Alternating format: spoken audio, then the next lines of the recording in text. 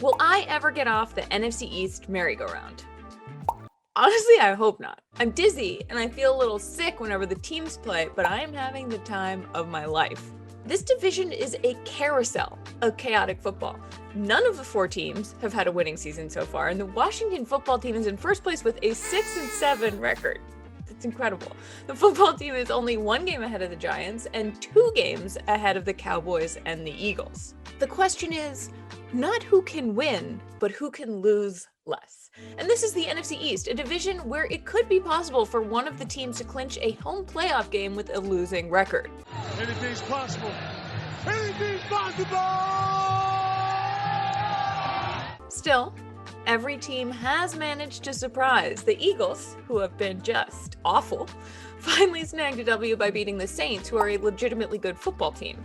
Jalen Hurts started over Carson Wentz, who was benched, and whose 4-year, $128 million contract with $70 million guaranteed will burn a hole in Philadelphia's pocket for years to come. Wentz probably didn't love looking at his team having fun without him, but here we are. But the Washington football team is the hottest hot mess in this division. After a 2-7 start, they have now won 4 games in a row. They beat the San Francisco 49ers on Sunday 23-15, and the week before that, they took down the undefeated Steelers. Washington star rookie defender Chase Young had a sack and picked up a fumble for a 47-yard touchdown, his first of the season. Also, shout out to Chase Young's mom, who was at the press conference, which is just adorable.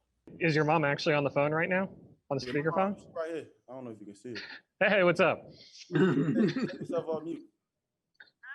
She said hi. I love the NFC East. The NFC East is that friend who you wouldn't trust to water your plants, but who can really save a dinner party with a story about a date that started in Manhattan and ended in Atlantic City with a Bruce Springsteen impersonator. The NFC East is constantly hungover at work, but he does manage to close a few more deals than his coworkers, who are also always hungover at work, and somebody has to win Employee of the Month.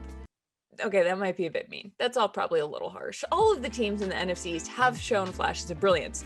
Washington has recently, and Danny Dimes has tripped over himself, but he's also had a number of impressive runs. The Eagles beat the Saints. Like, what? How are the Giants the only team in the NFC East that lost this weekend in this silly conference? It's gotta be a record.